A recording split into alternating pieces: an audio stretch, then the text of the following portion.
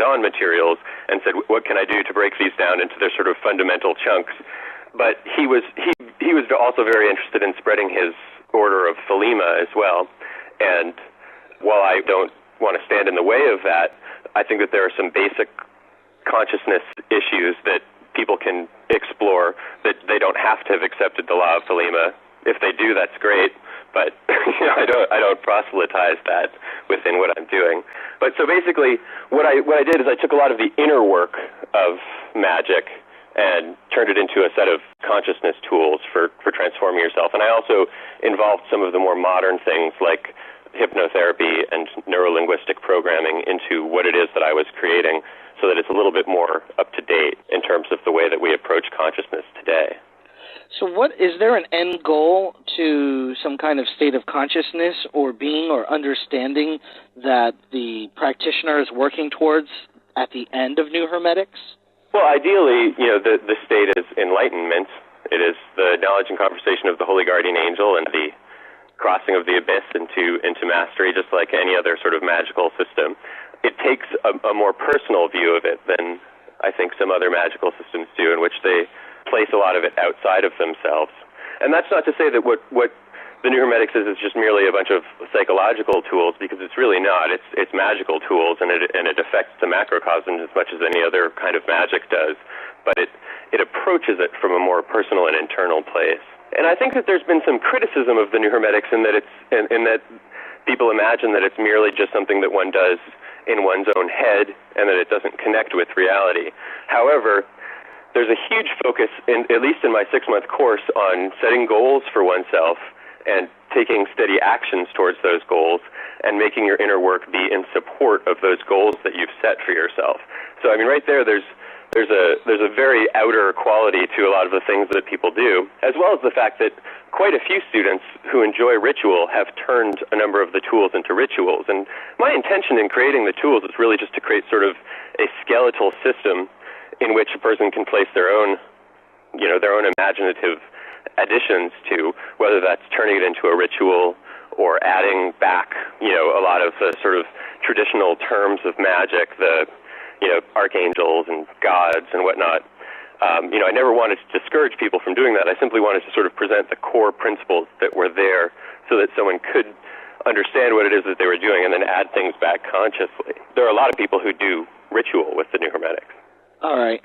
But do you see ritual as more as just a technique to kind of envelop the mind and body and consciousness of the practitioner into like one focused vehicle that is? Yeah, well, I mean, I think that everyone would universally agree with that. That ultimately ritual is a support for inner work. It's an outer expression of things that are going on in spiritual realms. So you're just directing what are the various spiritual realms being addressed within those ritual structures. Exactly, and what I've done is I've basically said, this is kind of the core principles of what it is that you are addressing when you do any kind of ritual magic. And if you touch upon these things in your ritual work, you will connect more fully with what you're doing than you would otherwise. Or you can simply do it as an inner exercise. Because, I mean, I feel, and I feel that I'm supported by a number of traditions, both Eastern and Western, that inner work is really the key to real transcendence. Outer work is more of an expression that can be useful in a group context or by yourself, but it's an outer expression, whereas spiritual growth happens within. Now, do any of your techniques require the assistance of others, or is it a system that one can work completely by oneself? Well, all of it can be worked by oneself. There's a few initiatory things that someone could have an initiator for, theoretically, although that hasn't happened yet. But most of it is designed basically to be done by oneself. Certainly there's all kinds of, when one works ritual magic, there's definitely conveniences added by having more than one person. I think a lot of us have experienced magical groups in which we have a person who sort of runs the ceremony and then another person who acts as kind of the seer, and that's definitely useful. To help people kind of get a better understanding of New Hermetics, would you be willing to talk about maybe one of the early practices that you recommend people do? Let's talk about goals and the 4 elements. Okay. Basically, actually it's the 5 elements because we talk about the element of spirit or quintessence as well, or ether. The first thing that I have people do, or suggest that they do in the book, is to set for themselves some goals for their life, where it is that they'd like to be going. Because if we don't have direction in our lives, then we're just sort of spinning our wheels, going around in circles. And that's not to say that, goals in and of themselves are important, because ultimately, spirituality isn't really contingent upon, being rich or, having a pretty girlfriend or anything like that. But if we are working towards those things, then we are moving forward in some direction. And so our lives can begin to take shape, and we can begin to find the things that actually have meaning for us in our heart, as opposed to those things that we've just sort of decided that we want. Like, there are a lot of people who, they think that what they really need is to double their income or something like that. That would make them happy. Well, if you set that goal and you actually achieve it, you can discover whether having twice as much money actually makes you happy, or whether it's just simply something that you've put in your mind as a possibility, and that really happiness is something entirely separate from that. How do you break that down to the 5 elements then? Do you set up a goal for each element? Yeah, basically I divide, the kinds of goals that people can have. For instance, spiritual goals for the quintessence, the goals related to your religion and your life of the spirit, fire goals that have to do with your creativity or your passions or your, the kind of things that kind of excite you and drive you. For air, intellectual goals to, learn a new language or to complete your graduate degree. Water goals that have to do with your emotional life, your relationships. And earth goals, things to do with your sort of physical life and your job or your health. And I ask people to set them, and then I ask people to choose their top 5 and their number 1, and to start taking actions towards those 5. Now, do you ask them to come up with any kind of formal plan or work towards it in any kind of verbal or written way, or is this more just like, these are my goals and this is kind of what I'm working for, but it's more nebulous on how they're going to get there? Well, I ask people to be as clear as possible. Not everyone takes me up on that request, and I don't insist. If they feel that they, just that's not the way that they can function at this time, I let them go. Usually, eventually, people realize, aha, it's actually easier if I sort of set out steps and begin to do this in a structured way. But yes, I do. I suggest that people, create both a plan on how they're going to get there, and also start setting for themselves weekly or daily tasks that they're going to undertake towards that end. And I ask them about, when they're working with me personally, I ask them, what is it that you've done this week towards your goal? Did you accomplish the thing that you said you were going to accomplish? And more often than not, what happens is that they have done some of their goals, and some of them they have not. And after a month or two, they realize that the one that they're not working on is actually something that really isn't that important to them. It was something that they thought was important to them, and so they let it go and set a different goal. Now, what kind of timeline do you have them work on? Or is that something they decide? Yeah, I mean, I let it be loose. I encourage them to have some short-term and long-term goals so that they, have some that they can sort of put to bed and say, aha, I've done something. And one of the reasons why I want people to do this is simply to realize that these things in the world are not ourselves. That what we make and what we create, how we behave, is not our true essence. That we can change that we can do things that we thought we never could do, that we are flexible in that way, because then that loosens their attachment to those things. Mm-hmm. So is that your ultimate goal is for them to start seeing some kind of priority of what's important to them, what's not, and also kind of loosen their grasping or desire of the external and looking towards the internal more? You have summarized it so well. I wish that I could quote that and write it down.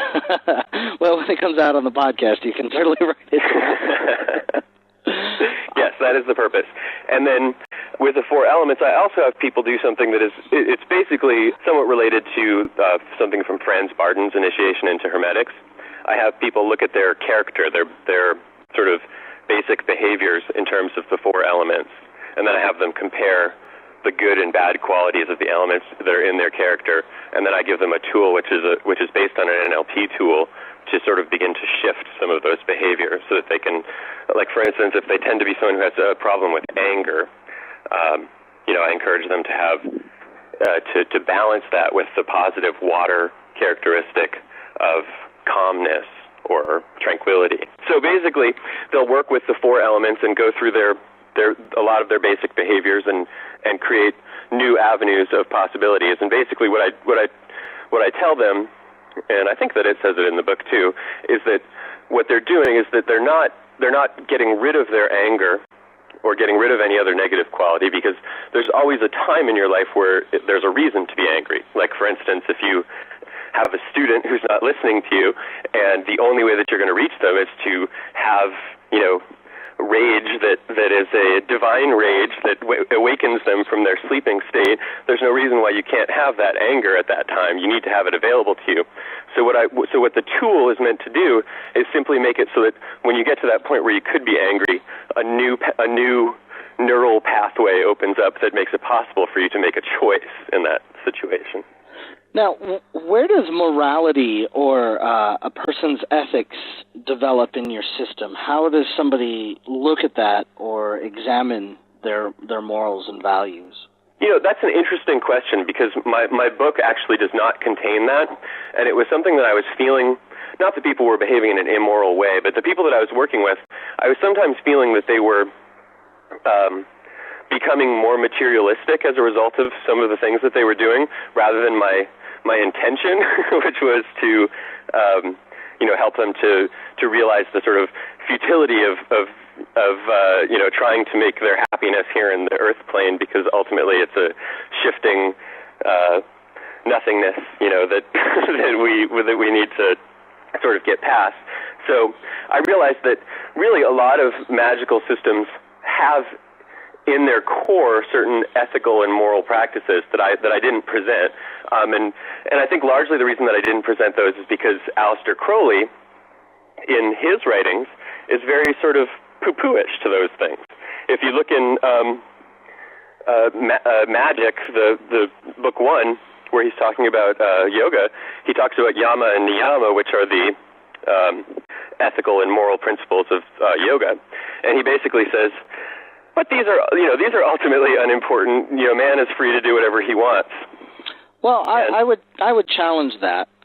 Crowley is quite specific that the moral and ethical basis of Thelema is do what thou wilt, and comes from the will. So I would argue that there certainly is an ethical and moral dimension to Thelema, but it's based on the will and do what thou wilt.